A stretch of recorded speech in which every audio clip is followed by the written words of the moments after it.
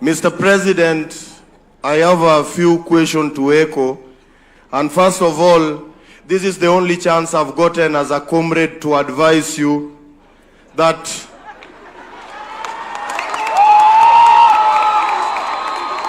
it is very true that if you don't listen to the voters, then 2027, you might listen to the returning officer. I'm saying this boldly as a believer of Kumi bila break. So situaribia appetite, make sure you do what the voters want so that we'll celebrate you in 2027. Direct to the question. Mr. President, in Kenya, we are doing a lot of things for formality. We come, we sit, we talk, you articulate a lot of things. Then shida si wewe Bwana President, shida ni watu wako wa mkono.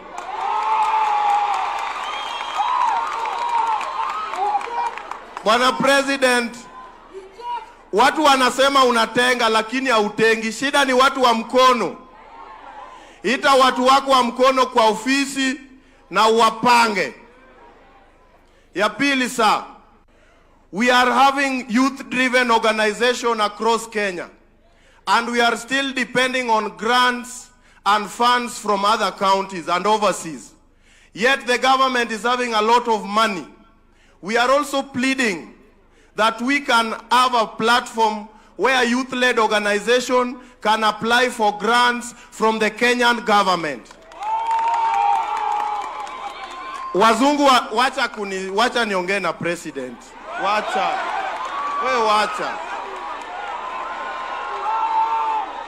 Bwana President, pesa iko kwa serikali yetu ya Kenya and Kenya is very rich.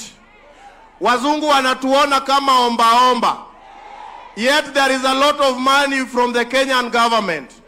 If there are youth-led organizations that are doing youth programs, mtupe hizi pesa ili youth wapate kazi at the ground level.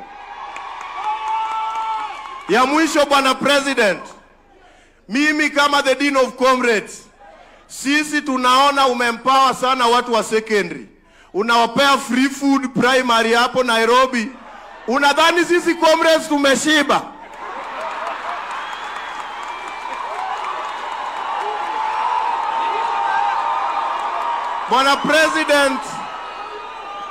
Bwana President, we are tired of dying in silence. Do something to the comrades across different universities. We are also starving. Ya mwisho kabisa, Bwana President, as I finish, I've tabled interest of everybody in this nation. It's now my turn to table my own interest because this is the last time I have. Mimi nimetoka all the way from Uasin Gishu, nimekuja na pikipiki. Nikirudi wewe make sure umenipanga venye unapanganga watu. On behalf of the 100 comrades that are present, asante sir. Asante. Comrade, kabla twende kwa mwingine tusaidie, tunajua wewe ni dini wa comrades, lakini unaitwa nani? Jina. Your name? Aya, mungwana huyo jina nikusikie. Mimi naitwa Jevin Oyo Kasam. Kasa. Okay, bwana. The Kasa. believer of Raila Amolo Odinga. Aya, asante sana. Thank you. That gentleman Kasa ameuliza kama maswali ine hivi. Now let me try and respond. I agree with you, my brother Kasa, that ultimately the people of Kenya will make a decision. And the people of Kenya ultimately are the sovereign. They will make a decision on what kind of leaders they have based on whatever program those leaders have. Just I want to, the same way you have advised me, I want to tell you that as Kenyans, this is our country, and this country can be a wonderful place. I believe in Kenya. Kenya is a great country, the same way you believe in Kenya. You have said Kenya has a lot of resources, and I agree with you. It is our responsibility to make this country greater. But for us to do it, we must have a plan. And we must have an actionable plan. We have been talking in Kenya for years.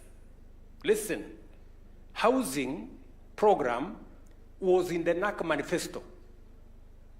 It was never implemented. It was in the manifesto that followed. It was never implemented. The big four of Jubilee, one of them was housing. It was never implemented. That is why I have decided that I will bite the bullet and I will implement housing, create the jobs, and make sure that it works for Kenyans. So what you are saying is that leaders must match what they say with what they do. And that is exactly what I want us to do. Let me give you another example. Universal health coverage was a program under the coalition government, where my good brother Anyang' Nyong'o was the Minister for Health. It wasn't implemented.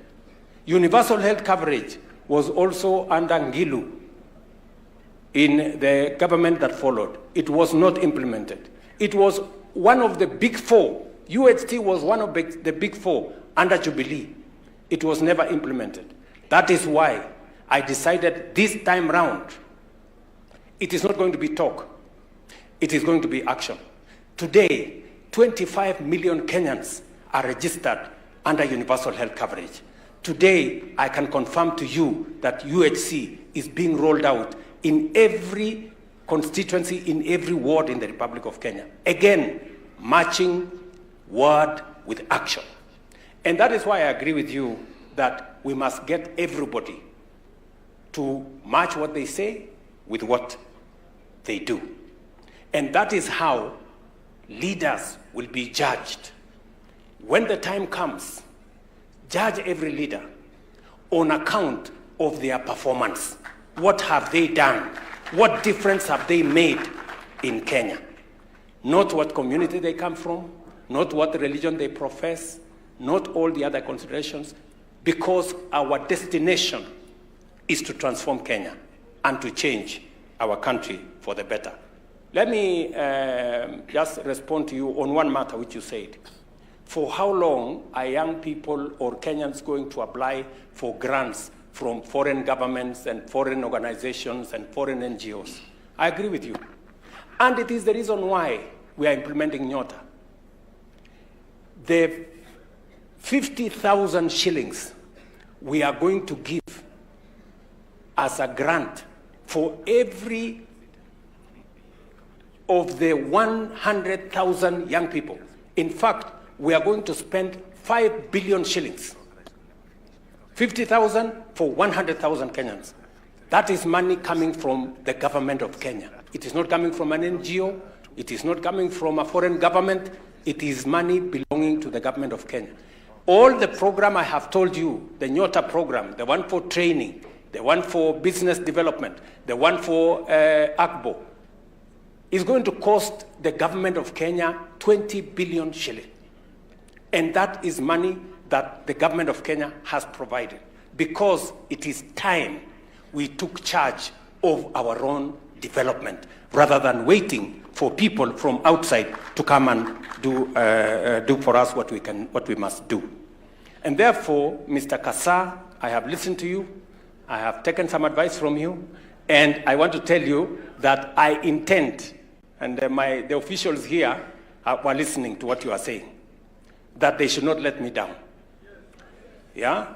These good people, the ministers, the PSS, the principal secretaries, and everybody. Sindio, you are telling them, and I'm sure they are listening, we should match what we say with what we do, and they should not let me down. And I agree with you. Iyo mambo ingine,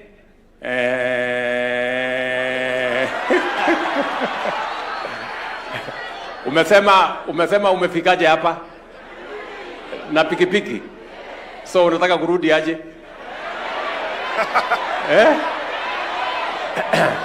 Bas, utaniona hapo kando, nitakupanga. Bas, asanteni sana.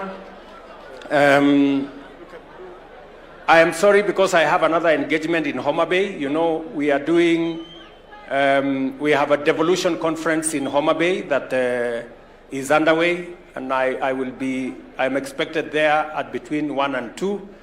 I know this engagement, I know many young people would want to engage me so that we can have a proper, you know, conversation between us and the young people and the future of our nation.